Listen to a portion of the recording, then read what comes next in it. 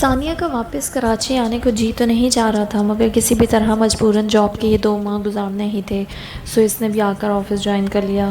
مگر اس بار اس کے اندر کی خوش مزاج ثانیہ کہیں کھو سی گئی تھی۔ ایک اکتاہٹ آمیز بیزار سی کیفیت مستقل اسے گھیرے ہوئے تھی۔ آج اتوار کی چھٹی تھی تو وہ ابیہ کی طرف آ گئی۔ 2 دنوں کا کہہ کے اتنے دن لگا کر آ رہی ہیں، ابیہ نے شکوہ کیا، مگر ثانیہ تو حیرت سے لنچ کا مینیو دیکھ رہی تھی۔ ابیہ نے بریانی کے ساتھ مٹن قورمہ اور چکن ویجیٹیبل مکس کباب بنائے تھے، ساتھ میں پودینے دہی کی چٹنی اور خوش رنگ سلاد۔ بڑے دنوں کے بعد اس کی بھوت چمک اٹھی۔ تم تو بڑی سگھر لڑکی ہو بھائی، شوہر کے معدے سے ہو کر دل میں جاؤ گی۔ اس کھانے کے دوران اس کے ہاتھ کے ذائقے کی معترف ہوتے ہوئے ثانیہ نے اسے چھیڑا تو ابیہ کے چہرے پر ہلکی سی لالی بکھر گئی۔ انہوں نے بھی شوق سے کھایا تھا۔ وہ چمچے سے چاولوں کو پلیٹ میں ادھر ادھر کرتے ہوئے شرمیلے انداز میں بولی تو بے یقینی سے ثانیہ چیخ ہی تو اٹھی۔ کیا؟ کس نے؟ موئز کی بات کر رہی ہو؟ ابیہ اس کے یوں چلانے پر ڈر سی گئی، جلدی سے اسبات میں سر ہلایا۔ کب؟ کیسے؟ پوری سٹوری بتاؤ۔ وہ بے چین ہو گئی۔ جواباً ابیہ نے جھجکتے شرماتے سارا واقعہ کہہ سنایا۔ ثانیہ دم بخود تھی۔ میں نے تو سوچا کوچنگ کے لیے تمہیں وین یا رکشہ لگوا دیا ہوگا۔ ابیہ مسکرا دی۔ آہا! ثانیہ کے ہونٹوں پر بھی مسکراہٹ پھیل گئی۔ میں بھی کہوں اتنی بدلی اور انوکھی سی کیوں لگ رہی ہے میری بیہ شہزادی؟ اس کے ذو معنی انداز پر ابیہ جھیمپی۔ ایسا ویسا کچھ نہیں، بس ان کا انداز تھوڑا بدل گیا ہے۔ تھوڑا؟ ثانیہ نے لمبا کھینچتے ہوئے پوچھا تو وہ کھنکدار سی ہنسی ہنس دی۔ شکر اللہ، انہیں اپنے غلط رویے کا احساس ہو گیا۔ میں تمہارے لیے واقعی بہت خوش ہوں ابیہ، ثانیہ نے محبت بھرے خلوص سے کہا۔ ابیہ کے ہر انداز سے جھلکتی خوشی اور طمانینت کا راز اب اس پر منکشف ہو گیا تھا۔ آپ بتائیں، رخصت ہو کے کب جا رہی ہیں اون بھائی کے گھر؟ ابیہ نے مسکراتے ہوئے پوچھا اور برتن اکٹھے کرنے لگی۔ ثانیہ کی مسکراہٹ پھیکی پڑنے لگی۔ جلد ہی، 2 ماہ کے بعد کی ڈیٹ فکس ہوئی ہے۔ ارے واہ! ابیہ برتن وہیں پہ چھوڑ کر اس کے پاس آ بیٹھی۔ کتنا مزہ آئے گا ثانیہ، میں نے زندگی بھر کبھی کوئی شادی اٹینڈ نہیں کی۔ وہ چمکتی آنکھوں کے ساتھ خوشی بھرے لہجے میں بولی تو ثانیہ کو احساس ہوا کہ دوسروں کی شادیوں میں ہر کوئی خوش ہوتا ہے۔ ثانیہ نے اس کا ہاتھ تھپکا۔ یو آر ویری لکی ثانیہ، اتنے اچھے انسان کی زندگی میں شامل ہونے جا رہی ہیں، وہ جذب سے بولی۔ ثانیہ بمشکل مسکراہٹ برقرار رکھے ہوئے تھی۔ جب میرا نکاح ہوا تب میں بہت ڈپریس تھی، کوئی احساس ہی نہیں ابھرا دل میں ماں سوائے خوف کے، آئندہ زندگی کا خوف، موئز کے متوقع رویے کا خوف۔ ابیہ نے اداسی سے کہتے آخر میں جھرجھری سی لی۔ مگر اب میں اس وقت کو یاد کرنا نہیں چاہتی۔ اللہ پاک نے اگر مجھ پر آزمائش ڈالی تھی تو اب مجھے خوشی بھی عطا کر دی ہے، اور نعمتوں کی ناشکری نہیں کیا کرتے۔ وہ کھل کر مسکرا رہی تھی اور ثانیہ کے پاس کہنے کو کچھ نہیں تھا۔ شادی کی تاریخ طے ہونے کے بعد اس کے دل میں بھی تو اون کے متوقع رویے کا خوف ہی، اس نے سوچا اور اداس سی ہو گئی۔ اسے بھی تو ایک اچھے انسان کی صورت اللہ تعالیٰ نے نعمت بخشی تھی، اور بدلے کی جنگ میں وہ کیسے اس کے میٹھے جذبوں کو رونتی اور کڑواہٹ کا شکار کرتی رہی تھی۔ میں آپ کی شادی کی بہت اچھی شاپنگ کروں گی اور اون بھائی کی سالی بھی میں ہی بنوں گی، ہے نا ثانیہ؟ ابیہ پرجوش تھی اور وہ اسے خالی نظروں سے دیکھتی اسبات میں سر ہلا رہی تھی۔ سیفی کی آپا سے ہونے والی ملاقات نے رباب کو بہت متاثر کیا تھا۔ ان کا ماڈرن انداز، ان کا لباس، قیمتی جویلری اور ان کا رکھ رکھاؤ، اور واپسی پر انہوں نے زبردستی رباب کو ڈائمنڈ کے ٹاپس اور بریسلیٹ گفٹ کیے تھے۔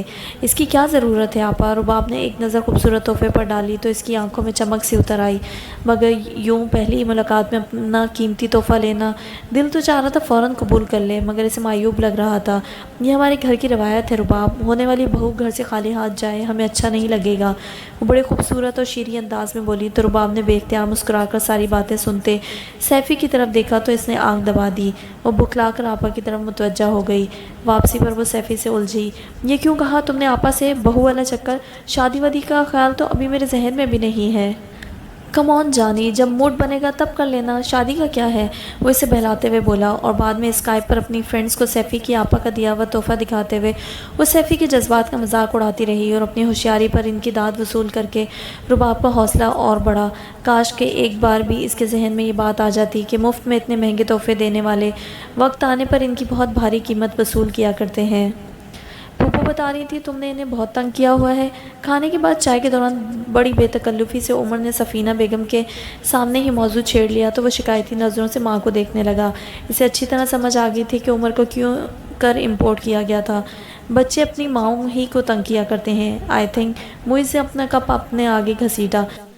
تنگ کرنے اور زندگی اجیرن کرنے میں بہت فرق ہوتا ہے۔ عمر اس سے کہو، سفینہ بیگم چٹک کر بولی۔ بہت خوب، تو اب یہ ہمارے درمیان آپریٹر کا رول پلے کرے گا۔ کم آن موئز، پھپھو نے بتائی ہے مجھے ساری بات، ختم کر اس قصے کو یار۔ عمر لاؤبالی تھا، سو اس کے مشورے بھی ایسے ہی تھے، چٹکی بجا کر یہ کرنے اور چٹکی بجا کر وہ کر دینے والے۔ وہ میرا مسئلہ ہے، تم بیچ میں مت پڑو، اس کام کے لیے تو نہیں آئے ہوگے تم؟ موئز نے طنز کیا۔ او نو، میں تو لمبی چھٹیاں گزارنے آیا ہوں پاکستان، وہ اطمینان سے بولا، مگر اس کی چمکتی آنکھیں اس بات کی نفی کر رہی تھیں۔ موئز کو کوفت کا احساس ہوا۔ عمر کا لاؤبالی پن اور شرارتیں کسی زمانے میں موئز کو بہت اچھی لگا کرتی تھیں، لیکن اب اگر وہ ماما کے کہنے پر ابیہ والے معاملے میں بھی ٹانگ اڑانے کا ارادہ رکھتا تھا تو یہ اچھی بات نہ تھی۔ موئز کپ خالی کرتے ہی اٹھ کھڑا ہوا۔ تو ٹھیک ہے، پھر کوشش کرنا کہ اچھی سی چھٹیاں ہی گزارو، سنجیدگی سے کہہ کر وہ وہاں سے چلا گیا تو سفینہ تلملائیں۔ دیکھا تم نے، اب تو میرا وہم بھی نہیں کہو گے تم اس کو۔ اور عمر کیا کہتا؟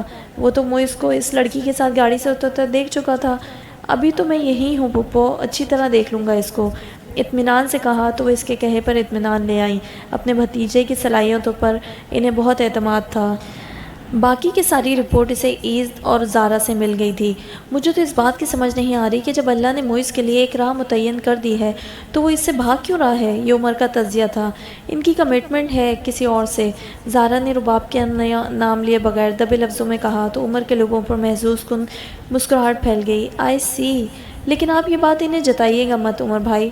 زارا نے اس کی مسکراہٹ کا رنگ جانچتے ہوئے اسے ساتھ ہی متنبہ کیا۔ عمر نے ہاتھ ہلا کر گویا کان سے مکھی اڑائی۔ ماما تو ایسے ہی پریشان ہو رہی ہیں، جبکہ بھائی کہہ چکے ہیں کہ وہ اس معاملے کو جلد ہی ختم کر دیں گے۔ ایز کا رویہ حقیقت پسندانہ تھا، اسے موئز کی شادی برقرار رکھنے سے کوئی ایشو نہ تھا۔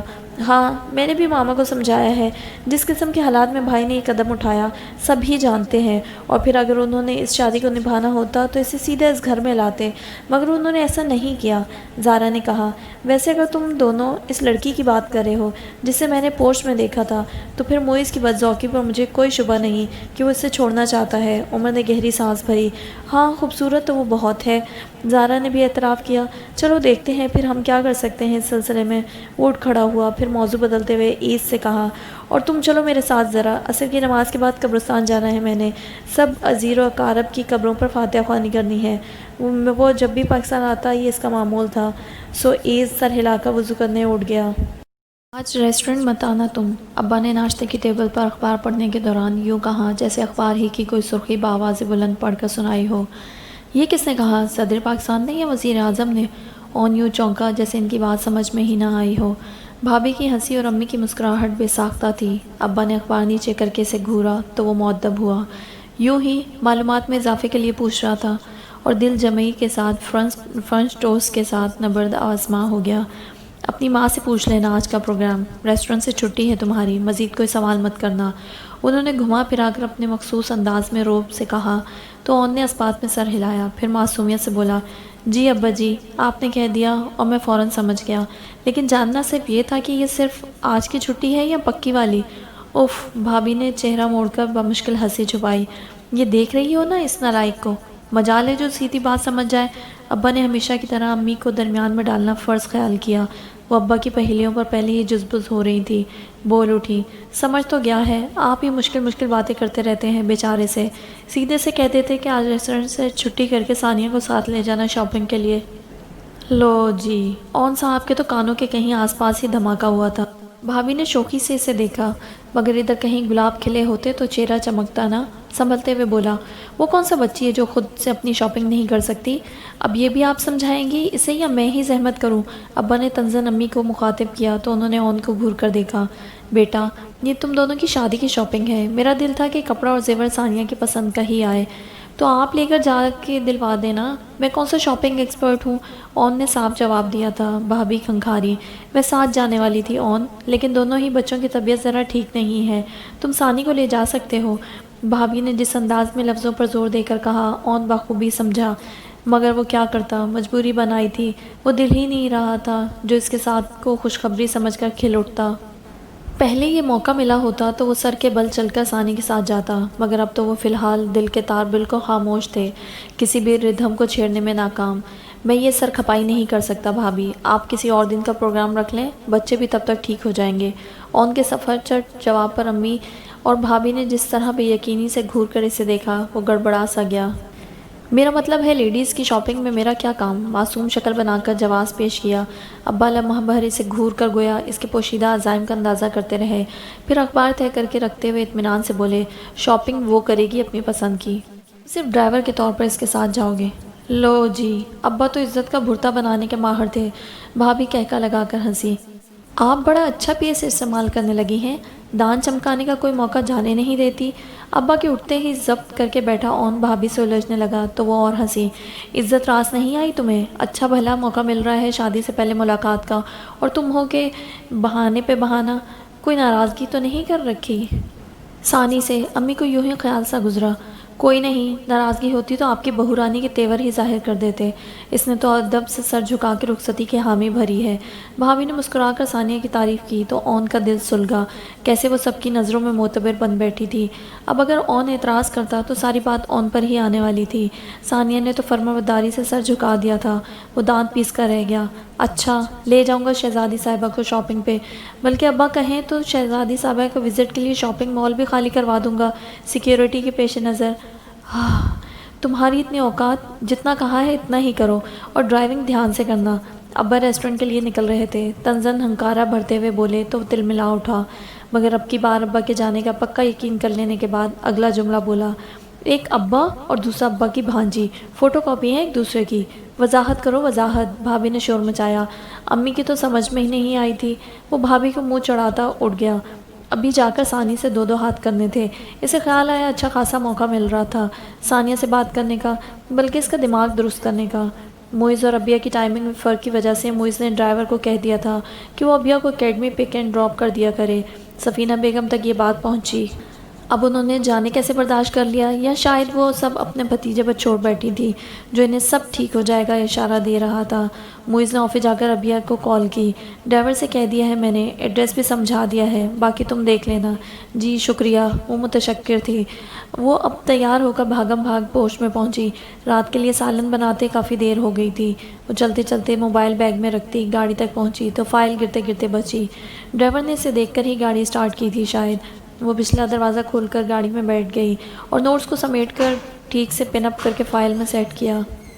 پچھلا دروازہ کھول کر گاڑی میں بیٹھ گئی اور نوٹس کو سمیٹ کر ٹھیک سے پن اپ کر کے فائل میں سیٹ کیا۔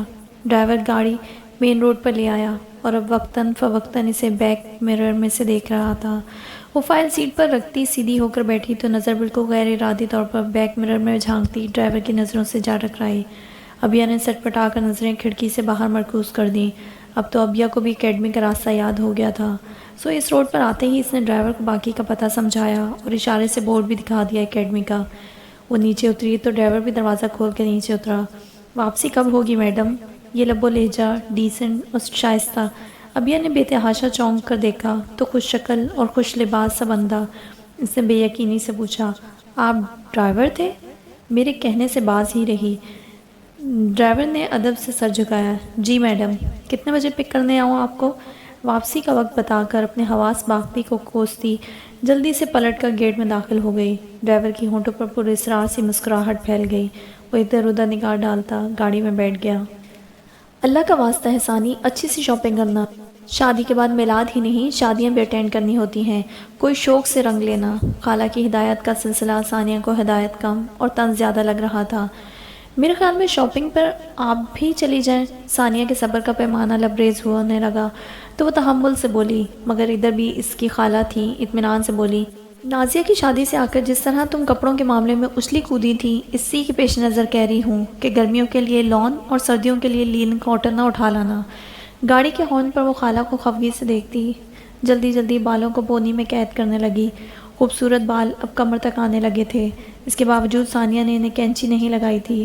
اون کو پسند تھے لمبے بال، ورنہ اس سے پہلے تو وہ شانوں سے نیچے تک بڑھاتی اور بس باقی کٹوا دیتی کہ سنبھالے نہیں جاتے۔ اب تو بال ہوں یا بات، سب سنبھالنا آ گیا تھا۔ گاڑی کا ہارن اب مسلسل بجنا شروع ہو گیا تھا۔ نہ بھابھی میں صبر ہے نہ ان کے دیور میں۔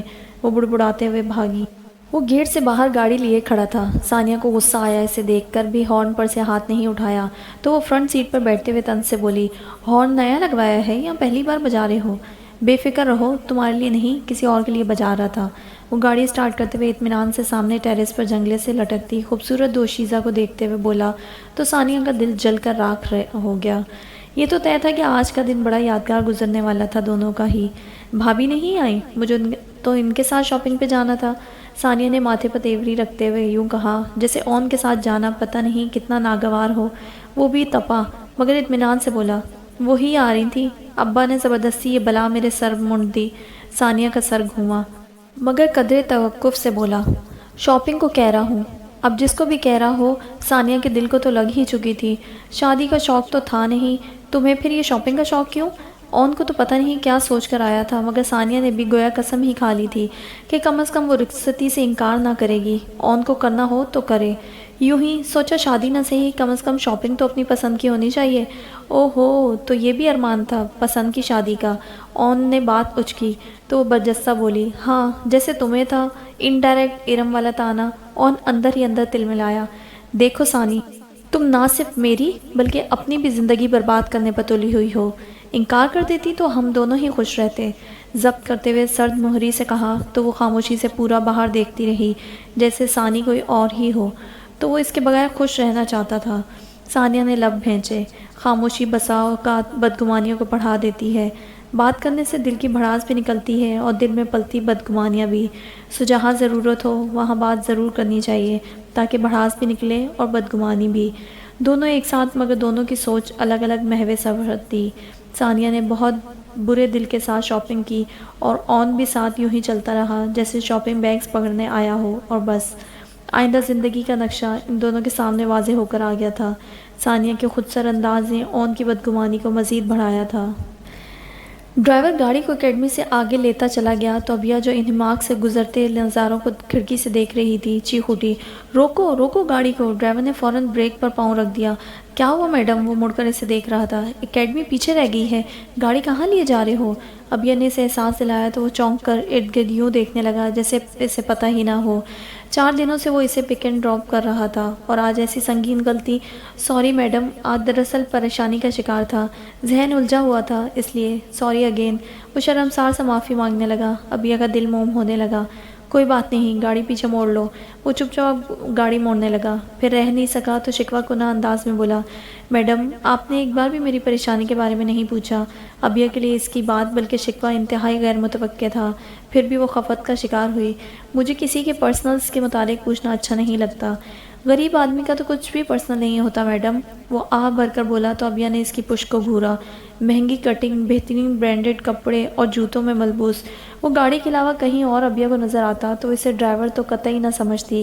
وہ بیک ویو مرر میں سے ابیا کو اپنا جائزہ لیتے دیکھ چکا تھا۔ بول اٹھا، میرے حلیے پہ مت جائیں میڈم، موئی صاحب کا ڈرائیور ہوں، ان کے سٹینڈرڈ کے مطابق رہنا پڑتا ہے مجھے۔ اس کے انداز میں بےچارگی تھی۔ مسئلہ کیا ہے؟ کیا پریشانی ہے تمہیں؟ ابیا کو تو ہر غریب آدمی قابل ہمدردی ہی لگتا تھا۔ وہ جس بھوک اور افلاس کو دیکھ کر آئی تھی وہاں سے ہر ایک کو اٹھا لینا چاہتی تھی۔ آگے سے ڈرائیور نے گھریلو حالات کی تنگی، بہن کی شادی اور الا بلا مسائل کا ڈھیر اس کے سامنے یوں لگا دیا جیسے وہی اس کی مالکن ہو، اور مالکن صاحبہ نے بھی اترتے ہوئے کمال فراغ دلی سے 5000 کا نوٹ ڈرائیور کو مرحمت فرما دیا۔ ڈرائیور کا منہ حیرت کے مارے کھلا کا کھلا رہ گیا۔ دیکھیے محترمہ، میں کچھ مت کہو، فی الحال میرے پاس یہی تھے، رکھ لو، جب تمہاری بہن کی شادی ہوگی تو مجھے بتانا، میں کچھ کروں گی اس کے لیے۔ وہ ہمدردی سے کہتی اسے مزید کچھ کہنے کا موقع دیے بغیر گیٹ سے اندر داخل ہو گئی۔ ڈرائیور نے نوٹ الٹ پلٹ کر جائزہ لیا تو لگ تو اصلی ہی رہا تھا۔ وہ متاثر سا گاڑی میں جا بیٹھا اور گاڑی اسٹارٹ کرتے ہوئے اس مہربان پری کے متعلق سوچتے ہوئے اس کے ہونٹوں پر مسکراہٹ بکھر گئی۔ رباب کا رزلٹ آؤٹ ہو گیا تھا اور رزلٹ دیکھ کر رباب کا دماغ ہی آؤٹ ہو گیا تھا۔ پوزیشن ہولڈر رہنے والی اسٹوڈنٹ اسٹیٹس میں اڑتے اڑتے بچی تھی۔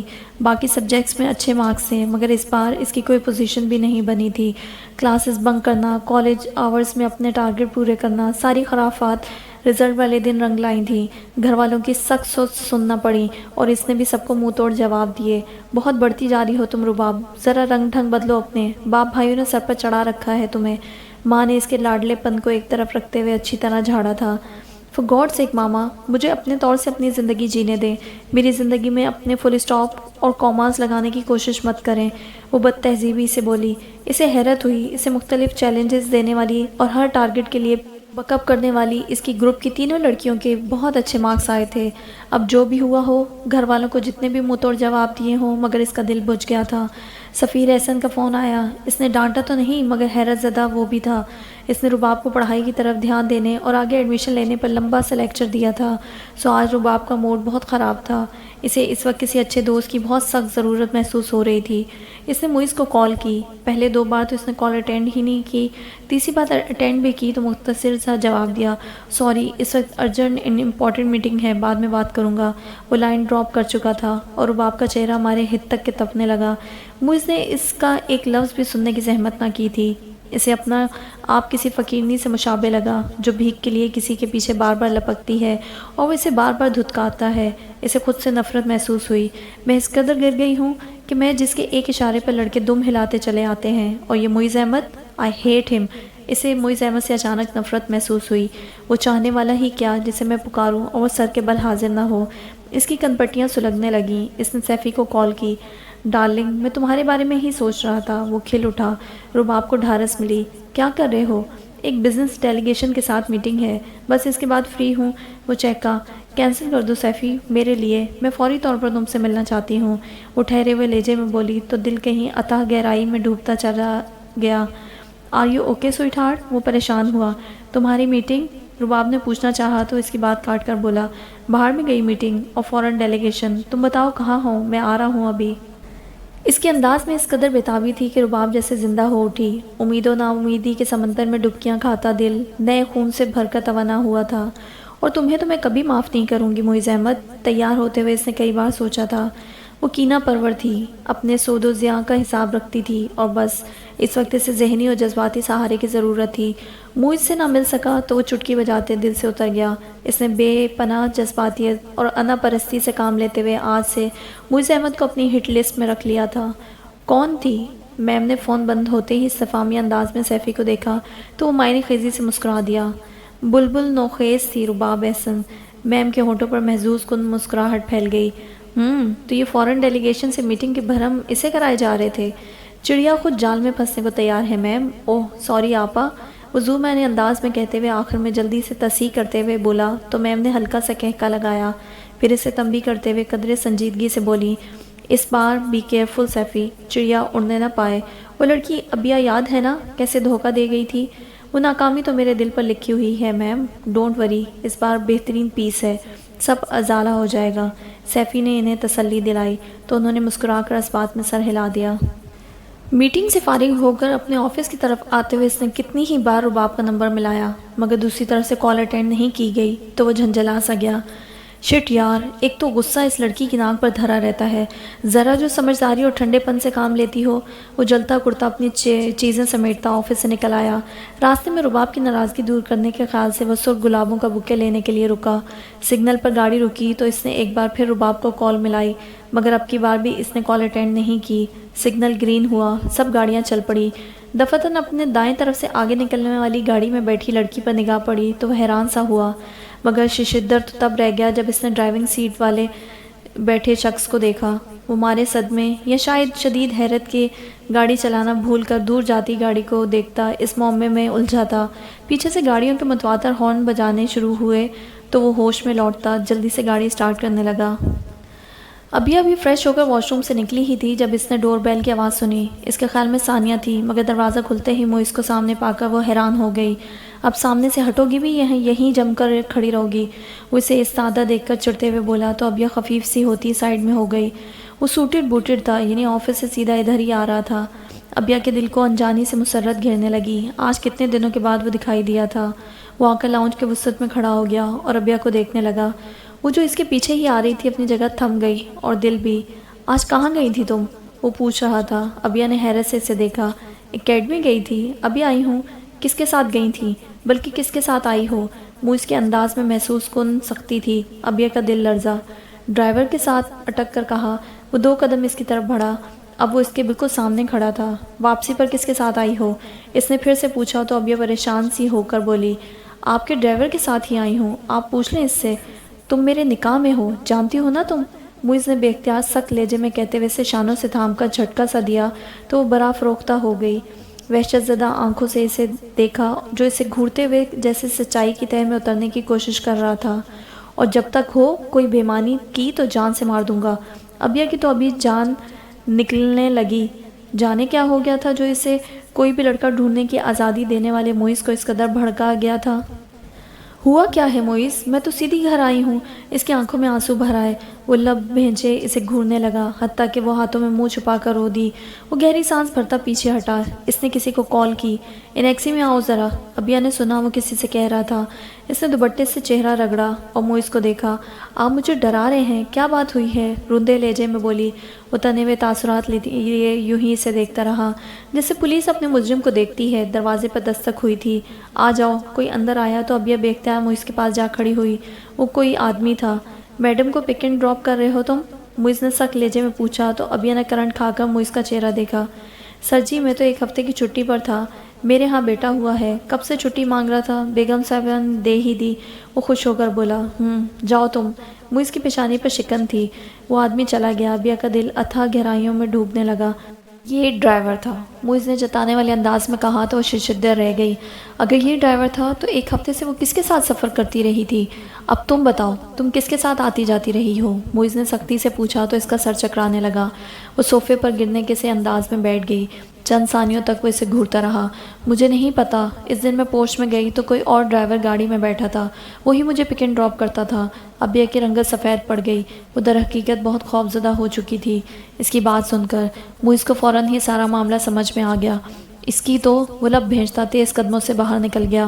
ابیا متحیر اور پریشان سی دروازے تک آئی۔ وہ تو سارے معاملے کو قطعاً سمجھ نہیں پائی تھی۔ وہ سیدھا ٹی وی کے سامنے نیم دراز پائن ایپل سے شغل کرتے عمر کے سر پر جا پہنچا۔ چند لمحے سے گھور کے دیکھا تو اس نے ناچار ٹی وی اسکرین پر سے نظر ہٹائی۔ پائن ایپل چاہیے؟ اس نے پائن ایپل کا ٹکڑا کانٹے میں پھنسا کر اسے دکھایا۔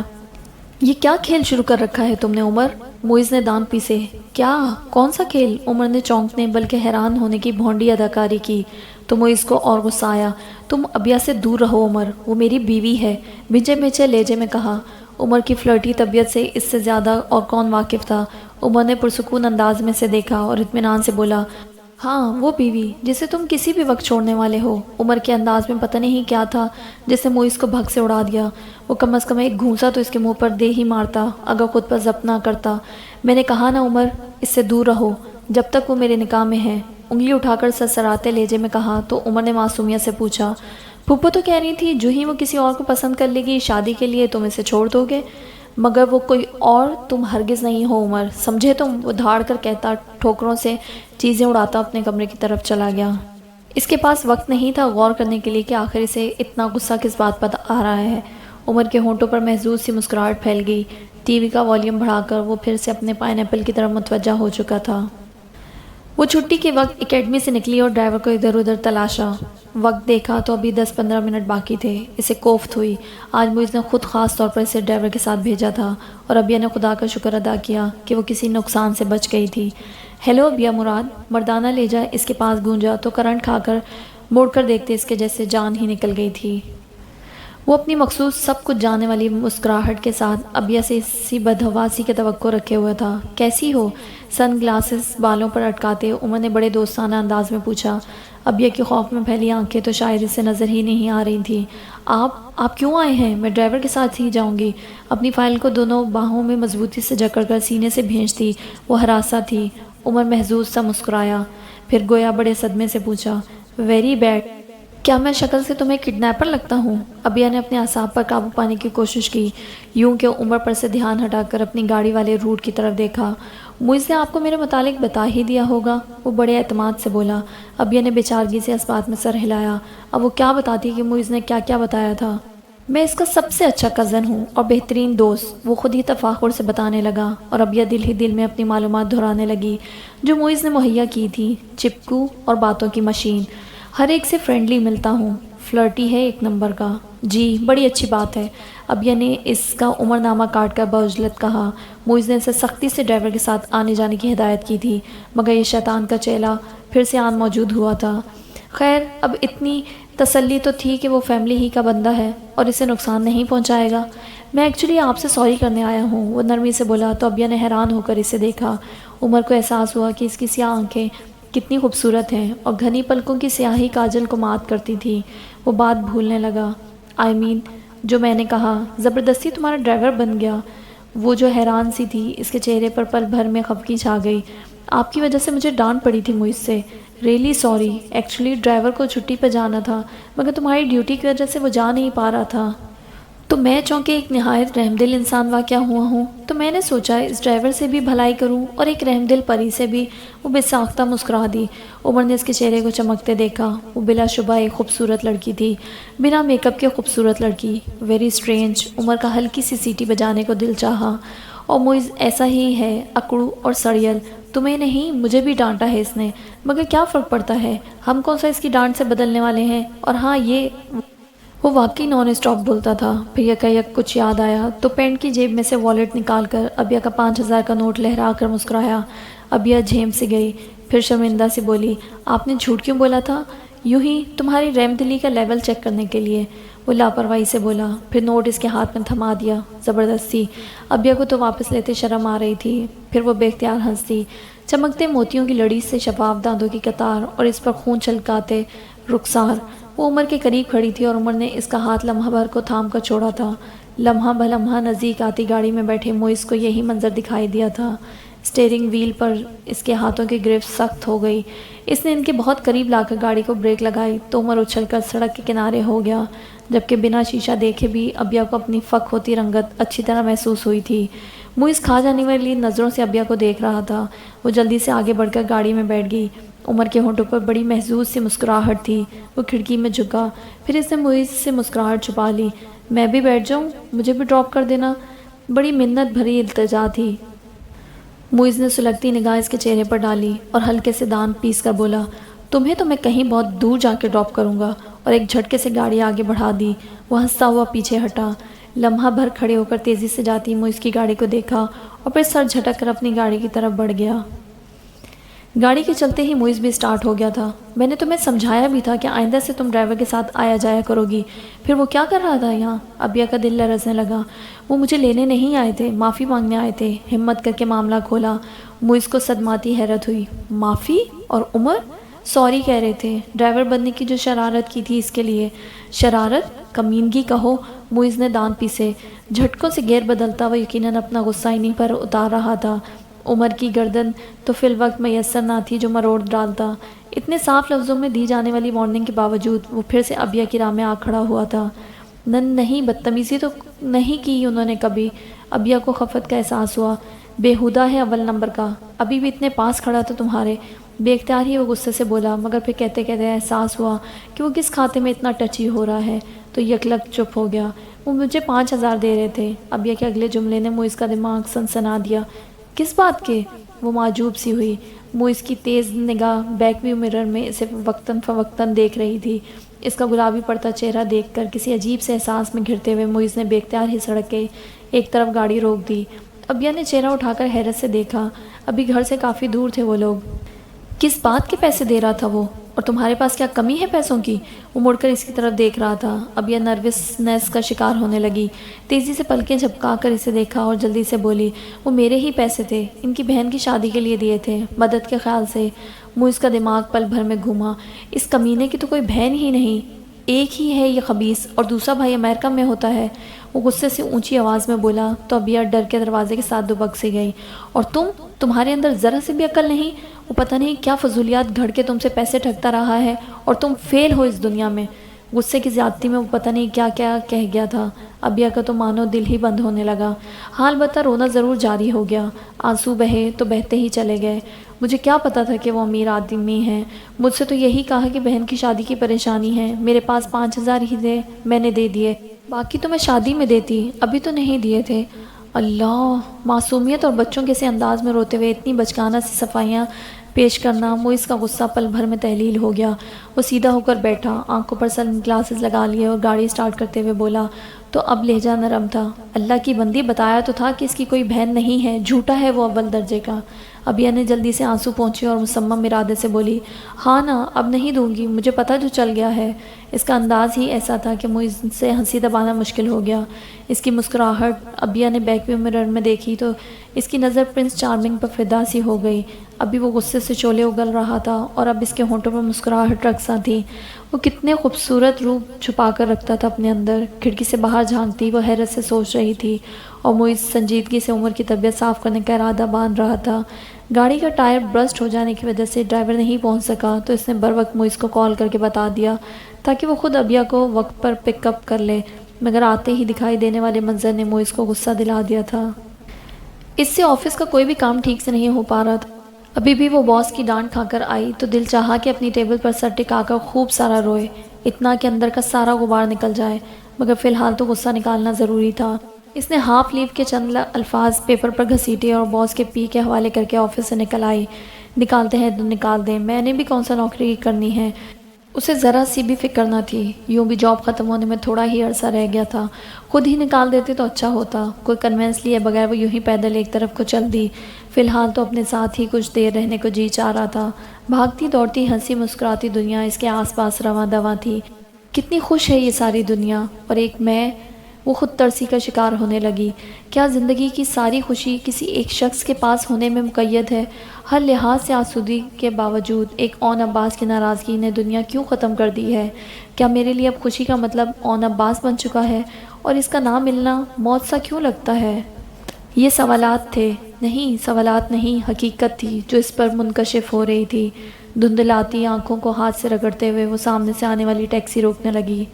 تو کیا یہ طے ہے کہ اب عمر بھر نہیں ملنا؟ تو پھر یہ عمر بھی کیوں تم سے گر نہیں ملنا؟ موبائل کی رنگ ٹونگ بجی تو معیز کا نمبر اسکرین پر جگمگاتا دیکھ کر رباب کے ہونٹوں پر استہزائیہ سے مسکراہٹ پھیل گئی۔ ہیلو، بنا کسی خوشی کے وہ نارمل سے انداز میں کال اٹینڈ کرتے ہوئے بولی۔ کیسی ہو؟ ٹھیک ہوں، وہ مختصراً بولی۔ میں اس روز تمہیں کال بیک کرتا رہا مگر تم نے اٹینڈ ہی نہیں کی۔ معیز کو اس کے انداز سے اس کی ناراضگی کا احساس ہو رہا تھا۔ صفائی پیش کرتے ہوئے بولا۔ کان اور شانے کے درمیان موبائل پھنسائے نیل پالش کی شیشی کھولتی کاؤچ پر بیٹھ گئی۔ ہاں مجھے پتہ چلا تھا، مگر اس وقت میں بزی تھی، وہ بے نیازی سے بولی، مگر جسے جتایا گیا وہ اچھی طرح سمجھا۔ آئی ایم سوری رباب، میں اس وقت میٹنگ میں تھا، بہت نقصان ہو جاتا یو نو، معیز نے پھر سے کہا۔ کیا نقصان ہو جاتا معیز احمد؟ ایک طرف وہ میٹنگ تھی اور دوسری طرف رباب احسن، تم نے ایک چیز کو چننا اور دوسری کو کھونا تھا، اب یہ تم بہتر سمجھتے ہو تم نے کیا چنا اور کیا کھویا۔ وہ بہت تند اور تیکھے لہجے میں بولتی معیز کو ہرٹ کر گئی۔ میں نے تمہیں بہت دن پہلے چن لیا تھا رباب، بچوں کی طرح موازنے مت کرو، معیز نے سنجیدگی سے کہا۔ مجھے عادت ہے معیز، وہ اس کی بات کاٹ کر درستی سے بولی، جب تم مجھے کسی اور پر فوقیت دو گے تو میں یہ موازنے کروں گی۔ وہ اب اپنے لمبے ناخنوں پر محرون کیوٹیکس کے خوبصورت شیڈ کا کوٹ کرنے لگی تھی۔ تمہیں کوئی ضرورت نہیں ہے موازنے کی رباب، معیز نے اسے ٹوکا، پھر محبت سے بولا۔ تمہاری اپنی ایک اہمیت اور حیثیت ہے۔ ہاں، وہ ہلکا سا ہنسی اور ہاتھ سامنے پھیلا کر ناخنوں پر طائرانہ نظر دوڑاتے ہوئے بولی۔ ہاں مگر 50-60 لاکھ سے تھوڑی کم۔ کیا مطلب؟ وہ سمجھا نہیں۔ شاید اتنے ہی فائدے کے لیے تم نے مجھے اگنور کر کے اس میٹنگ کو چنا تھا معیز احمد، وہ کہہ کر اب دوسرے ہاتھ کو سامنے پھیلائے کیوٹیکس کی تہہ جمانے لگی۔ معیز کو اس کی بات سن کر دھچکا لگا۔ کیا فضول باتیں کر رہی ہو رباب، خود کو ان مادی چیزوں سے مت کمپیئر کرو، تم نے بھی تو یہی کیا تھا معیز احمد، اور میرا پلڑا اوپر اٹھ گیا، وہ بے حد تلخی سے بولی تو معیز کو اب کی بار غصہ آ گیا۔ یہ بزنس فقط میرا نہیں، میری ماں، بہن اور بھائی کا بھی ہے رباب، اور میں جان بوجھ کر اسے خسارے کا شکار نہیں کر سکتا۔ اس نے کیوٹیکس کی شیشی اچھی طرح بند کر کے کاؤچ پر رکھی اور موبائل دوسرے کان کے ساتھ لگا کر شانے سے دبایا اور اطمینان سے بولی۔ چلو آج کچھ باتیں طے کر لیتے ہیں معیز کہ ہمیں کیا کرنا ہوگا اور کیا نہیں کرنا ہوگا۔ ہاتھ سامنے پھیلا کر جائزہ لیا۔ زندگی انسان کی طے شدہ اصولوں سے گزرتی تو تقدیر نامی چیز کا وجود نہ ہوتا رباب، معیز نے سنجیدہ انداز میں کہا۔ نو فلسفہ معیز، وہ بیزار کن لہجے میں بولی، میں صرف یہ جاننا چاہتی ہوں کہ تمہاری زندگی کی ترجیحات میں کون سے نمبر پر ہوں؟ تم میرے لیے بہت خاص ہو رباب، معیز نے کہنا چاہا مگر وہ استہزائیہ لہجے میں اس کی بات کاٹ گئی۔ وہ تو آنٹی اور زارا بھی ہیں تمہارے لیے۔ اچھا یار سوری، کہو تو پینلٹی دے دیتا ہوں اپنی گستاخی کی، سامنے آ کر کان پکڑ لوں، جو سزا تم کہو۔ معیز نے ہار مان لی، وہ اسے اور ناراض نہیں کرنا چاہتا تھا۔ رباب کا بھی فوراً موڈ بدلا، اترا کر نخوت سے بولی، تو یوں کہو نا، اب آئے ہو نا سیدھی لائن پر۔ وہ ہنس دیا۔ تم لڑکیاں بھی نا، مجال ہے جو خود کو قصوروار سمجھ لیں۔ پھر وہ چپ سا ہو گیا۔ اسے اپنی اس بات سے ابیہ یاد آئی، وہ لڑکیوں کی کون سی قسم تھی جو ہر قصور اپنے کھاتے میں درج کرنے کی عادی تھی۔ کیا کہا تم نے؟ وہ چونکا تو رباب چلا اٹھی۔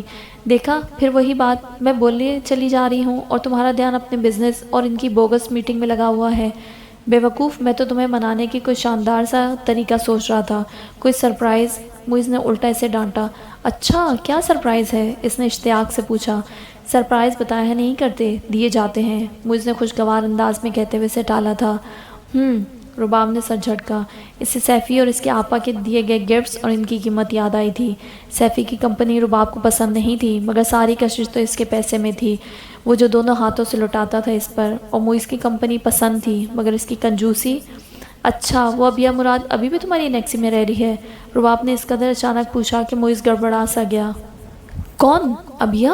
اچھا وہ، زہر لگتی ہے مجھے وہ لڑکی، کالج میں بھی مجھے پسند نہیں تھی اور تم نے اسے گھر میں ہی گھسا لیا ہے، کب جائے گی وہ اپنے گھر؟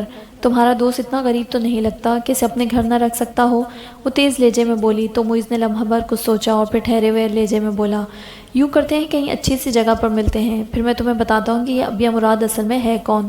واٹ؟ رباب کا سر گھوما۔ یعنی ہم محض اس ڈفر سی لڑکی کو ڈسکس کرنے کی خاطر ملیں گے؟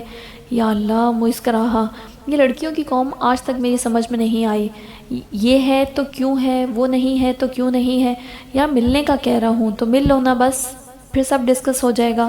اور سچ شکر وہ معیز کے بیچارے سے انداز پر ہنس دی تھی۔ اوکے، کل لنچ ٹائم میں پک کرتا ہوں تمہیں۔ اور ہاں، فون رکھتے رکھتے سے یاد آیا، تمہارا رزلٹ آ چکا ہے یار، کیا پوزیشن بنی؟ معیز کے پوچھنے پر وہ بڑے غرور سے بولی، بننا کیا ہے، یہ بھی کوئی پوچھنے کی بات ہے، فرسٹ پوزیشن ہے میری۔ بڑے اطمینان سے جھوٹ بول دیا۔ بہت مبارک ہو، مجھے رول نمبر دیا ہوتا تو میں نیٹ سے خود ہی سرچ کرتا اور تمہارے بتانے سے پہلے وش کرتا۔ معیز کو تعصب تھا۔ رباب نے سر جھٹکا۔ اٹس اوکے، میرے لیے اب فرسٹ آنا عام سی بات ہو گئی ہے، اینی ویز کل ملتے ہیں پھر۔ اس نے پول کھولنے کے ڈر سے بات مختصر کرتے ہوئے فون بند کر دیا۔ گہری سانس بھرتے معیز کی پیشانی پر شکن ہو گئی۔ وہ ان نکات پر غور کر رہا تھا جو ابیا کے متعلق کل رباب کو بتانے تھے۔ کلثوم کا فون آیا تھا آج۔ امی دوپہر کو چائے لے کر کمرے میں آئیں تو ابا نے کتاب بند کر کے رکھتے ہوئے چائے کا کپ تھاما اور بتایا۔ وہ ان کے بیڈ پر پیروں کی طرف ٹک گئیں۔ اچھا کیا کہہ رہی تھیں؟ امی نے ان کے تاثرات پر سے کچھ اندازہ لگانا چاہا۔ وہ کسی سوچ میں گم لگتے تھے۔ وہ بھلی لوگ کیا کہے گی، پر اس کی ساس کی خواہش ہے کہ شادی کی رسمیں وہ اپنے گھر میں کریں گی۔ ابا نے چائے کا گھونٹ بھرا۔ امی نے اچنبے سے انہیں دیکھا۔ تو اس میں فکر کیسی؟ مہندی مایوں تو وہیں ہوگی ثانیہ کی، بارات کے لیے کوئی میرج ہال بک کروا لیں بس۔ ابا نے ہمیشہ کی طرح بڑے بڑے گھونٹ بھر کر گرما گرم چائے اندر انڈیلی اور خالی کپ سائڈ ٹیبل پر رکھ دیا۔ ہاں، تمہارے کہے پر عمل ہوتا تو کوئی فکر نہ تھی، مگر ان کا کہنا کچھ اور ہے نیک بخت۔ کتنی دفعہ کہا ہے یہ پہیلیاں اپنے بیٹے کے سامنے ہی بوجھا کریں، مجھے تو سیدھی سیدھی بات بتایا کریں اور بس۔ امی قدرے چڑھ کر بولی، ان کا کہنا ہے کہ چونکہ نکاح پہلے ہی ہو چکا ہے تو پھر مزید تکلفات میں پڑے بغیر ہم مایوں سے 1 روز پہلے گاؤں پہنچ جائیں، 2 روز بعد دلہن رخصت کروا کر لے آئیں۔ وہ اطمینان سے بولے تو وہ اچھلیں جیسے کسی بچھو نے ڈنک مار دیا ہو۔ ہائے ہائے، ہوش میں تو ہیں آپ؟ یہ کیسی شادی اور کیسی رخصتی ہے بھائی دونوں کی مہندی مایوں ہوگی اور اگلے روز ہم دلہن لے کر آ جائیں گے واپس اور دھوم دھام سے ولیمہ کر لیں گے۔ ابا نے یوں کہا جیسے وہ تمام صورتحال پر اچھی طرح سوچ بچار کر چکے ہوں اور انہیں کسی قسم کا کوئی اعتراض نہ ہو، مگر امی کو تو یہ بات ہضم ہی نہیں ہو رہی تھی۔ بھلا ایسا بھی کبھی ہوا ہے؟ اور ہمارا بارات لکھ کر جانے کا ارمان تو رہ گیا نا؟ امی روحانسی ہونے لگی اور ابا خفا۔ کمعقل عورت، ارمان کیوں رہے گا؟ ہم حویلی میں جائیں گے، وہیں رہیں گے اور وہاں سے بارات لے کر آ جائیں گے کلثوم کے گھر۔ اچھا، ان کی فکر ختم ہوئی مگر وہ ابھی بھی متذبذب تھیں۔ عجیب سا ہی لگے گا، رشتہ دار کیا سوچیں گے؟ جو سوچنا چاہتا ہے وہ نہ جائے ساتھ اور یہیں بیٹھ کر سوچتا رہے۔ ابا میں یہ بڑی خرابی تھی، لمبی بحث انہیں رفتہ رفتہ غسیل بنا دیتی تھی۔ اوفو، کمال کرتے ہیں آپ بھی، اب ہر ایک تو ساتھ جا کے وہاں رات نہیں رہ سکتا نا؟ امی دھیمی پڑی۔ بس قریبی رشتہ دار ہوں گے اور گھر کے لوگ اور بس۔ ابا نے ہاتھ اٹھا دیا، گویا بات ختم، پیسہ ہضم۔ اب ایسا ہی ہونا تھا۔ امی گہری سانس بھرتی، خالی کپ اٹھائے اس عجیب و غریب شادی پر غور کرتی کمرے سے باہر نکل گئیں۔ اور یہی بات جب بھابھی کو پتہ چلی تو وہ بڑی ایکسائٹڈ ہوئیں، مگر وہ تو پہلے صدمے کا شکار ہوا، پھر زبردستی مسکرایا۔ مذاق کر رہی ہیں آپ؟ امی نے معذرت خواہانہ انداز میں نفی میں سر ہلایا۔ یہ سب طے شدہ ہے۔ کمال ہے، اب ہم وہاں جا کے لڑکی والوں کی چوکھٹ پکڑ کر 4 دن پہلے ہی بیٹھ جائیں۔ وہ جلتے توے پر جا بیٹھا تھا گویا وہ تو بارات والے دن بھی جانے کو راضی نہ تھا، کجا 2 دن پہلے ہی۔ اف اف، اس کا بس نہ چلتا تھا زمین پر پاؤں پٹکتا، بلکہ سر بھی۔ ثانیہ کی دادی کی خواہش ہے، بزرگوں کا دل رکھنا بہت بڑی نیکی ہے بیٹا۔ وہ اپنے گھر سے ثانیہ کو رخصت کرنا چاہتی ہیں۔ امی نے نرمی سے کہا، اس ٹیڑھی کھیر اون کو آسانی سے تو کھایا نہیں جا سکتا تھا نا، تو ہم بارات لے جائیں گے نا ان کے گھر، یہ مہندی والے روز وہاں جا کر رہنے کی کیا تک بنتی ہے۔ وہ بالکل بھی قائل نہ ہوا تھا۔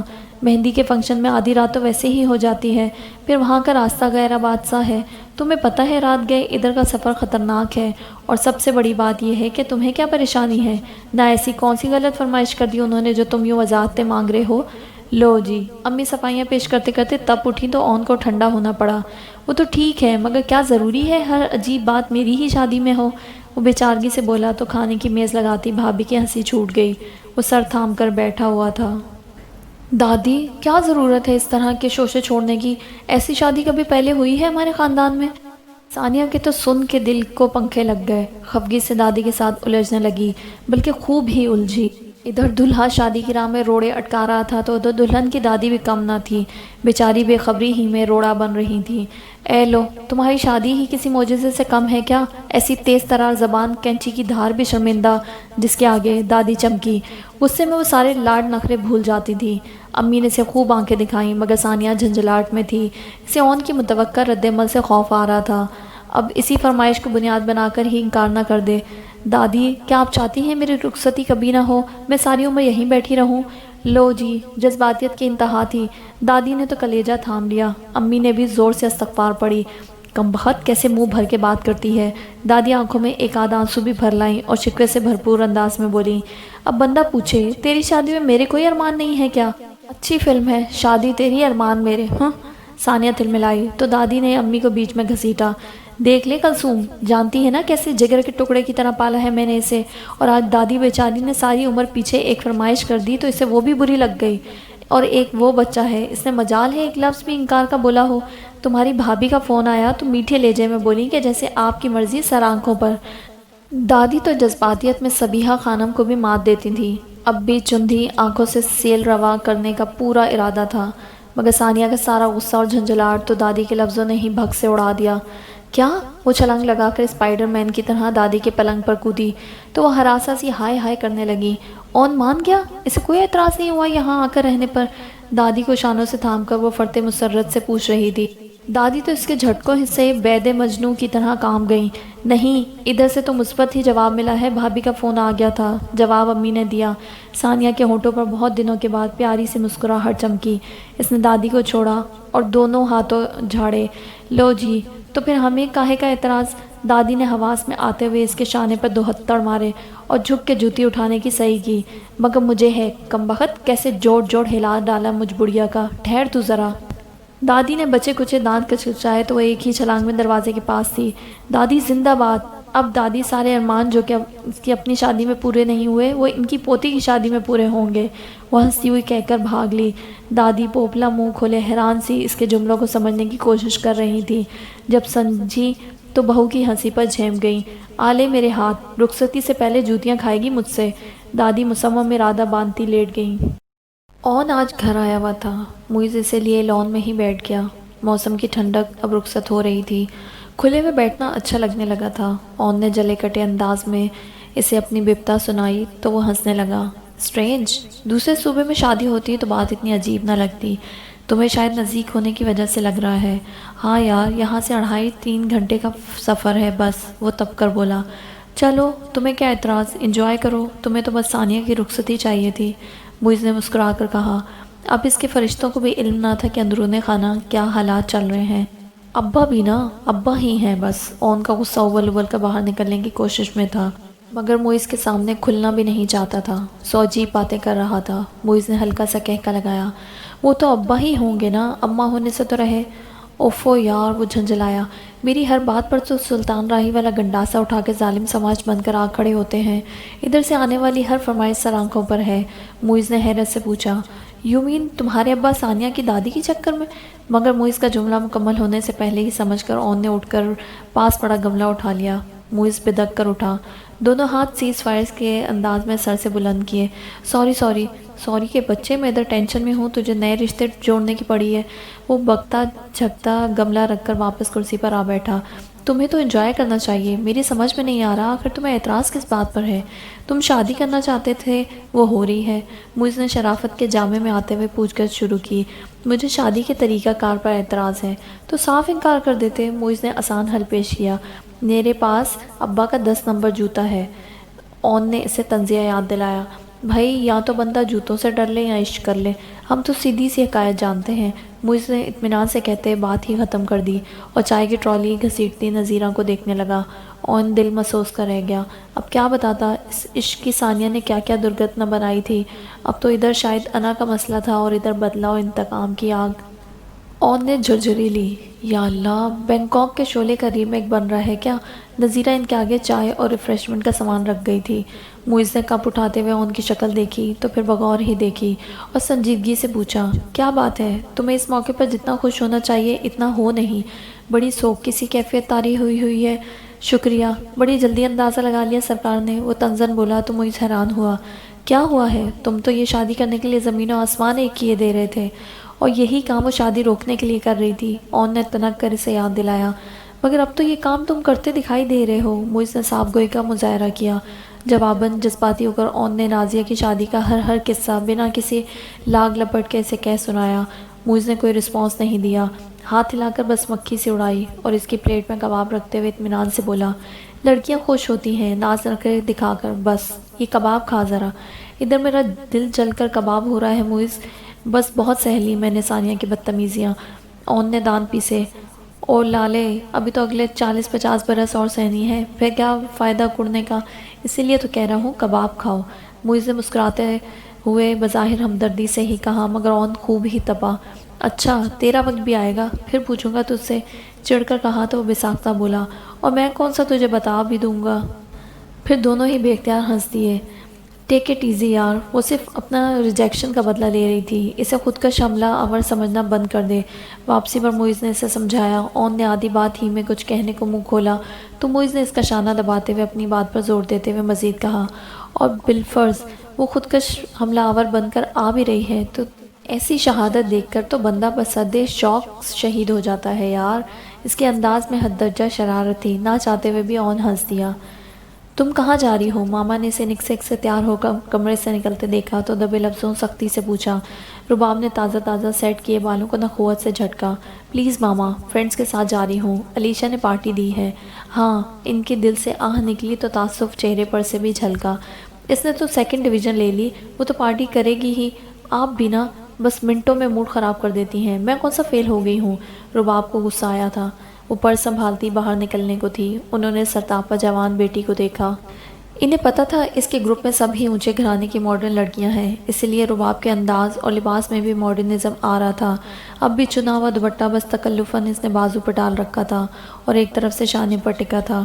ڈرائیور کے ساتھ جانا، اور کم از کم دوپٹہ تو بڑا لے لیتی ساتھ، وہ رہ نہ سکی تھی۔ جواباً جس طرح وہ غصے سے ہیل بجاتی باہر نکلی اور جاتے ہوئے دھاڑ سے دروازہ بند کیا، وہ سر پکڑ کر بیٹھ گئی۔ معیز نے اسے بس اسٹاپ سے پک کیا تھا، جو کہ ابھی رباب ہی نے اسے فون کر کے لوکیشن بتائی تھی۔ اسے اتنے ماڈرن حلیے میں آزادانہ سب کے ساتھ بس اسٹاپ پر دیکھ کر معیز کا تو خون ہی کھول اٹھا۔ رباب کے مسکراتے لہراتے ہوئے فرنٹ سیٹ سنبھالنے تک وہاں کھڑے لوگوں نے اس سے چپکی نظروں کا احساس کر کے معیز کی کنپٹیاں سلگ گئی اٹھی۔ اف توبہ ہے، کتنی گرمی ہو گئی ہے ایک دم سے، بڑی نزاکت سے بولی۔ معیز خاموشی سے گاڑی ڈرائیو کر رہا تھا۔ رباب نے گھور کر اسے دیکھا اور پھر اس کے بازو پر ہلکی سی چپت لگائی۔ تم کیا زبان گھر رکھ کر آئے ہو؟ ہاں، جیسے تم شرم۔ معیز نے ترنت کہا تو لہجہ سلگتا ہوا تھا۔ رباب نے ناسمجھی سے اسے دیکھا۔ مجھے کہتی رباب، میں تمہیں گھر سے پک کرتا، یوں کتنا آکورڈ لگ رہا تھا تمہارا طرح طرح کے لوگوں کے درمیان بس اسٹاپ پر کھڑے ہونا۔ میں نے گھر میں بتایا ہی کب ہے، علیشا کے ہاں پارٹی کا بہانہ کر کے آئی ہوں۔ وہ اطمینان سے اب ڈیش بورڈ میں پڑی CDs چیک کر رہی تھی۔ معیز کو جھٹکا لگا۔ کیا مطلب؟ تم نے آنٹی کو بتایا نہیں تم میرے ساتھ باہر جا رہی ہو؟ اس نے بے یقینی بھری نگاہ اطمینان سے بیٹھی رباب پر ڈالی۔ ویسے تو ضرور ہی مجھے آنے دیتی وہ بڑبڑاتے ہوئے CD لگانے لگی۔ معیز نے بے اختیار زور سے اسٹیئرنگ پر ہاتھ مارے۔ شٹ، تمہیں کیا مسئلہ ہے بھائی؟ آ تو گئی ہوں نا میں، رباب نے خفگی سے کہا۔ مجھے شرم آ رہی ہے سن کر کہ تم غلط بیانی کر کے آئی ہو گھر میں، وہ سب سمجھیں گے کہ تم اپنی فرینڈ کے گھر پہ ہو۔ اور اگر تمہیں یوں میرے ساتھ کوئی دیکھ لے تو نہ صرف میری ریپوٹیشن پر حرف آئے گا بلکہ زارا کا رشتہ بھی خراب ہوگا۔ موئز کو واقعی غصہ تھا، اونچی آواز میں بولا تو رباب کو بھی غصہ آ گیا۔ اس نے سیڑھی ڈیش بورڈ پر پھینکی تھی۔ کیا بکواس ہے یہ، تم نے خود مجھے بلایا تھا۔ ہاں لیکن میں خود تمہیں گھر آ کے آنٹی کی اجازت کے ساتھ لے کر جاتا، موئز نے قطعیت سے کہا۔ کس رشتے سے؟ وہ چمکی۔ جب میں بات کرتا تو وہ رشتہ بھی سمجھ جاتی رباب، اگر کوئی اعتراض کرتی تو میں وضاحت کر دیتا، ہم دونوں اچھے دوست ہیں۔ موئز نے ٹھنڈے انداز میں جواب دیا تو وہ بڑبڑاتے ہوئے باہر دیکھنے لگی۔ ایسے ڈریس میں تم وہاں اتنے لوگوں کے درمیان کھڑی تھی اور شرم مجھے آ رہی تھی۔ موئز نے تھوڑی دیر کی خاموشی کے بعد تعصب سے کہا تو رباب کا دماغ گھوم گیا۔ ایسا ڈریس؟ ایسے ڈریس سے کیا مطلب ہے تمہارا؟ اس نے اپنے لباس کی طرف اشارہ کیا۔ کم آن رباب، میں تمہاری ڈریسنگ پر نہیں بلکہ اس ڈریسنگ میں اجنبی لوگوں کے درمیان کھڑے ہونے پر اعتراض کر رہا ہوں۔ موئز نے محتاط لفظوں کا سہارا لیا، وہ اسے ناراض نہیں کرنا چاہتا تھا۔ رباب نے ناگواری سے کہا، ساری دنیا ہمارے لیے اجنبی ہی ہوتی ہے موئز، اس کا مطلب یہ ہے کہ تم کبھی مجھے دنیا میں نکلنے ہی نہ دو گے۔ میرے ساتھ نکلو گی تو ضرور لے کر چلوں گا، مگر اس طرح تنہا غیر مردوں کے بیچ نہیں۔ وہ صاف گوئی سے بولا۔ ربش! رباب نے سر جھٹکا۔ وہ جو آئینے سے خوبصورتی کی سند لے کر آئی تھی، موئز کی باتوں سے جی بھر کر دل مگدر ہوا۔ میرے خیال میں تم مجھے احتیاط کے ساتھ گھر ہی ڈراپ کر دو، کہیں تمہارا ایمان خراب نہ ہو جائے، ناراضگی سے کہا۔ موئز نے گہری سانس بھری۔ مجھے اچھا نہیں لگا یہ لوگوں کا تمہیں گھورنا رباب، عورت کا تو مطلب ہی پردہ ہے۔ واٹ؟ وہ بت کی۔ تم مجھے پردہ کرواؤ گے؟ ہمارے ہاں کون پردہ کرتا ہے؟ مگر لباس اور رہن سہن میں ایک شرم و حیا کا احساس، دوپٹہ سر پر نہ صحیح مگر بدن کو تو ڈھانپے رکھے۔ موئز نے اب کی بار نرم لفظوں میں سے سمجھایا۔ دیکھو موئز، ایک بار پھر سوچ لو، میں ایسی ہی ہوں، تم نے کون سا پہلی بار دیکھا ہے مجھے؟ وہ تڑک کر بولی۔ ٹھیک ہے مگر تم خود کو بدل تو سکتی ہو میری خاطر؟ موئز نے مسکرا کر پوچھا۔ لوہے کو ہمیشہ نرم کر کے ہی اس پر چوٹ لگائی جاتی ہے، وہ چٹخی تلخی سے کہا۔ اور اگر یہی سوال میں تم سے پوچھوں تو؟ مرد نہیں، عورت خود کو بدلا کرتی ہے رباب، بلکہ جو جہاں غلط ہو اسے ہی خود کو بدلنا پڑتا ہے، موئز نے رسان سے کہا۔ رباب سلگ اٹھی۔ تمہارا مطلب ہے میں غلط ہوں؟ تیز لہجے میں اس نے کہا تھا۔ کم آن رباب، کیا بچوں کا سا بیہیو کر رہی ہو؟ ایک چیز مجھے ناپسند ہے سو کہہ دیا، مجھے عورت کا ڈھکا چھپا انداز پسند ہے، موئز نے اسی نرمی سے کہا جو اس کے لب و لہجہ کا خاصہ تھی۔ رباب کے ذہن میں ایک جھماکہ سا ہوا۔ اب یہ مراد جیسی؟ وہ بساختہ بولی تو اس قدر غیر متوقع بات پر موئز کے ہاتھوں میں اسٹیئرنگ ڈول سا گیا۔ ربش! وہ تپا۔ اس کا یہاں کیا ذکر؟ رباب سینے پر بازو لپیٹی اطمینان سے بولی۔ وہ ایسی ہی ہے، پردے کی بوبو، آج کل تو خوب ہی دکھائی دیتی ہوگی تمہیں گھر میں۔ اوف! موئز کا دل چاہا اسٹیئرنگ پر سر دے مارے۔ کیا فضول باتیں کر رہی ہو تم؟ میں تم سے تمہارے بارے میں بات کر رہا ہوں، اپنے دل کی بات، اپنی پسند کی بات، اور میری ناپسند کچھ بھی نہیں، رباب نے ناگواری سے کہا۔ Okay, leave this topic please Rabab, وہ تلخی بھرے اونچے لہجے میں بولا۔ اس بحث کا رزلٹ لڑائی اور ناراضگی کی صورت ہی نکلے گا، ختم کرو اسے۔ بات تم نے شروع کی تھی، میں تو تمہاری سوچ پر حیران ہوں، بلکہ افسوس ہو رہا ہے مجھے، رباب نے تعصب سے کہا۔ تو موئز کو غصہ آیا۔ ہاں، عورت کو شرم و حیا کا سبق دینا تعصب ہی کی بات ہے نا؟ ہاں، رباب نے سر جھٹکا۔ اس سے اچھا تھا وہ سیفی کے ساتھ اس کے بیچ والے اپارٹمنٹ ہی کو دیکھنے کی دعوت قبول کر لیتی، اب اسے اپنی سادہ دلی پر تاؤ آیا۔ موئز ایسا ساحر تھا کہ نہ چاہتے ہوئے بھی وہ اس کے بلاور پر کھینچی چلی آتی تھی، اب دل کو کس اندھے کنویں میں پابا زنجیر کرتی۔ وہ پچھتائی، اور پچھتا تو موئز بھی رہا تھا رباب کو باہر ملنے کا کہہ کر۔ اگر واقعی رباب کی فیملی میں سے کوئی شخص اسے موئز کے ساتھ دیکھ لیتا تو ناگواری ہی جنم لیتی۔ ایک عجیب بے کیف لنچ کے فوراً ہی بعد موئز نے اسے گھر ڈراپ کر دیا۔ اب یہ مراد دوبارہ ان کے درمیان موضوع گفتگو نہیں بنی تھی۔ موئز خاموش تھا اور رباب کا موڈ سخت خراب تھا۔ ثانیہ کی جاب ختم ہونے میں ایک ہفتہ رہ گیا تھا اور اس ایک ہفتے کے بعد شادی کی تاریخ طے تھی۔ ابیہ کے امتحان شروع ہو چکے تھے۔ ثانیہ جب اسے بذات خود دعوت نامہ دینے پہنچی تو وہ آخری پیپر کی تیاری میں مگن تھی۔ ثانیہ کو دیکھ کر خوش ہوئی۔ کیا بات ہے نالائق اسٹوڈنٹ، گھر آ کے بھی نوٹس سے چمٹی ہوئی ہو؟ ثانیہ نے اسے چھیڑا۔ صوفوں پر اس کے نوٹس بکھرے ہوئے تھے، جھیمتے ہوئے وہ اکٹھے کرنے لگی۔ بس یوں ہی، تیاری تو مکمل تھی، سوچا ایک بار دہرا لوں۔ اس نے نوٹس فائل میں سمیٹ دیے تھے۔ آپ سنائیں، جاری ہے واپس؟ ابیہ خوشی سے دمکتا چہرہ لیے اس کے پاس آ بیٹھی۔ یہ آخری ہفتہ ہے یہاں، ثانیہ نے سر ہلا کر کہا۔ اوف! ابیہ نے زور سے اس کا ہاتھ اپنے ہاتھوں میں تھاما۔ آپ کی شادی ہوگی ثانیہ، کتنا مزہ آئے گا نا؟ ہاں، دوسروں کو تو مزہ ہی آئے گا، وہ گہری سانس لے کر بڑبڑائی۔ مجھے بھی انوائٹ کریں گی نا؟ ابیہ نے اسے یاد کرایا تو ثانیہ مسکراتے ہوئے بیگ میں سے شادی کا کارڈ نکالنے لگی۔ دادی نے 2 ہفتے پہلے ہی کارڈ چھپا کر رکھ لیے تھے، جو جو یاد آتا رہے گا آخری دن تک اسے کارڈ بھجواتی رہیں گی۔ تمہارا میں لے آئی تھی ساتھ۔ ابھیا نے مبہوت ہو کر خوبصورت سا کارڈ ہاتھوں میں تھاما۔ میں نے پہلی بار شادی کا کوئی کارڈ دیکھا ہے، اپنے ہاتھوں میں تھام کر وہ عجیب سی تشنگی اور معصومیت سے بولی تو اس کے ساتھ ساتھ ثانیہ کی آنکھیں بھی نم ہو گئیں۔ کتنی چھوٹی چھوٹی مگر بڑی محرومیات سہی تھی اس 19-20 سال لڑکی نے، اور اب تم ایک شاندار شادی کا آنکھوں دیکھا حال بھی بیان کرنا مستقبل میں اپنے بچوں کے سامنے۔ ثانیہ نے اسے ہنسانے کے لیے شرارت سے کہا تو وہ لال پڑ گئی۔ دادی کی فرمائش ہے کہ دولہا والے مہندی والے روز گاؤں آ جائیں، حویلی میں ٹھہریں، وہاں سے میری مہندی لے کر آئیں، مایوں کی رسم ہو اور اگلے روز مجھے رخصت کروا کر پھر بارات واپس آئے۔ ثانیہ نے ایک ہی سانس میں عجیب و غریب شادی کا نقشہ بیان کیا، مگر ابیا بیچاری کو کیا خبر، اسے تو یہ پتا تھا کہ شادی ہو رہی ہے اور اون نے ثانیہ کو رخصت کروا کر لانا ہے، اور بس وہ تو اس خوشی میں پاگل ہوئی جا رہی تھی کہ وہ اس شاندار شادی میں شرکت کرنے والی تھی۔ اتنا مزہ آئے گا نا، ابیا کی تان مزے پر ہی آ کر ٹوٹ رہی تھی۔ ثانیہ نے گہری سانس بھری، بہت، پھر مسکرا کر اسے دیکھا۔ لاسٹ پیپر کب ہے تمہارا؟ کل، وہ فوراً بولی۔ ٹھیک ہے، پھر میں پرسوں آ جاؤں گی، تمہیں شادی کی شاپنگ کروا دوں گی۔ ثانیہ نے پروگرام سیٹ کیا تو وہ بے طرح خوش ہو گئی، پھر فوراً ہی پریشان ہونے لگی۔ لیکن میں وہاں آؤں گی کیسے، آپ کے گاؤں میں؟ ڈونٹ وری، میں موئز بھائی کو خاص تلقین کر کے جاؤں گی، وہ ساتھ لائیں گے تمہیں۔ ثانیہ نے اس کا ہاتھ تھپکا تو وہ کھل اٹھی۔ اللہ! ابیا نے اوپر دیکھا، پھر ہنستے ہوئے ثانیہ کو۔ جوش بھری خوشی سے اس کے گال گلابی ہو رہے تھے۔ شادی آپ کی ہے اور نیند مجھے نہیں آئے گی اس دن کے انتظار میں۔ ثانیہ کو ہنسی آ گئی۔ تو مجھے کون سا آ رہی ہے، خوف کے مارے؟ آپ کی تو شادی ہے نا، اس لیے مجھے تو اس خوشی میں نیند نہیں آئے گی کہ میں زندگی میں پہلی بار کوئی شادی اٹینڈ کروں گی۔ ابیا کا بس نہ چلتا تھا، جھوم جھوم جائے۔ ثانیہ اسے دیکھ دیکھ کر ہنسی رہی اور ابیا اسے کریت کریت کر شادی کی رسمیں پوچھ رہی تھی۔ پھر جیسے وہ آنکھیں پھیلا کے معصوم سی حیرت کے ساتھ تھوڑا سا منہ وا کرتی تو ثانیہ کو اس پر پیار آ جاتا۔ وہ خوش تھی، بے پناہ خوش۔ وہ رباب کی وجہ سے خاصے برے موڈ میں گھر آیا تو شام گہری ہو رہی تھی اور آتے ہی عمر سے ٹکراؤ۔ وہ لاؤنج میں سب کے ساتھ بیٹھا تھا۔ اندر داخل ہوتے ہوئے موئز نے اونچی آواز میں سلام کیا۔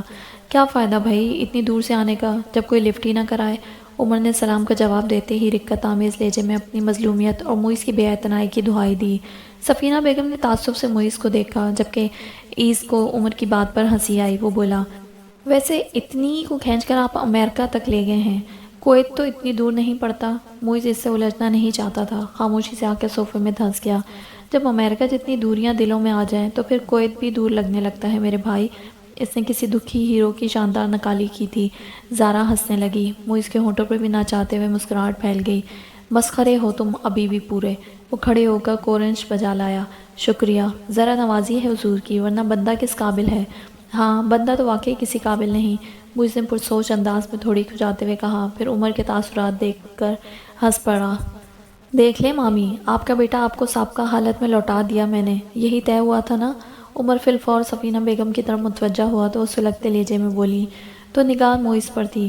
میں تو تب مانوں گی جب وہ گھٹیا عورت کی اولاد اس گھر کی نیکسی میں سے بھی دفع ہو جائے گی۔ موئز کا دماغ تو گھوما ہی تھا۔ سفینہ بیگم کے انداز گفتگو نے عمر کو بھی بوکھلا دیا۔ ماحول کی رنگینی ایک دم ہی سنگینی میں بدل گئی تھی۔ عمر نے بڑے دنوں بعد موئز کو اپنے پہلے والے رنگ میں لوٹتے دیکھا، مگر مامی کے لب و لہجے کا زہر ماحول کو بدل گیا تھا۔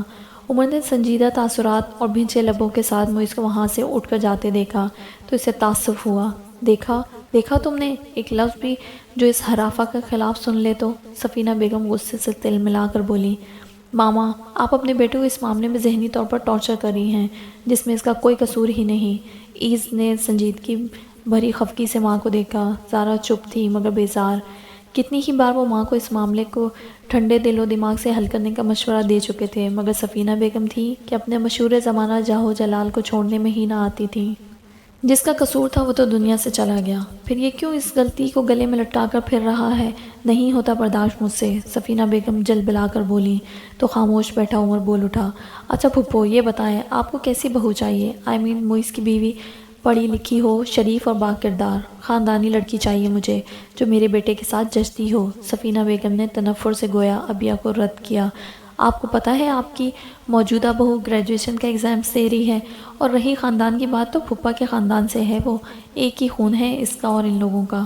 عمر اس قدر آرام سے مماثلت پیش کر رہا تھا کہ سفینہ بیگم ششدر سے اسے دیکھے گئی، گویا وکیل ان کا تھا اور ساتھ مخالفت کا دے رہا تھا۔ سادگی، معصومیت اور خوبصورتی ایکسٹرا کوالٹی ہے اس کی۔ اور رہی بات موئز کے ساتھ جشنے کی تو معاف کیجیے گا، وہ زیادہ نمبر لے جائے گی موئز سے۔ عمر نے مسکراتے ہوئے اطمینان سے بات مکمل کی۔ اس کے انداز سے کہیں بھی نہیں لگا کہ وہ مذاق کر رہا ہے۔ زارا تو دھک سے ماں کا رنگ بدلتا چہرہ دیکھ رہی تھی، جبکہ ایز کو اچھا لگا تھا عمر کا اس بے قصور لڑکی کی حمایت میں بولنا۔ سفینہ حواس میں لوٹی، تلملا اٹھی۔ یہ کیا بکواس ہے عمر؟ میں نے کیا تمہیں یہاں اس کی صلاحیتوں اور خوبیوں پر روشنی ڈالنے کے لیے بلایا تھا؟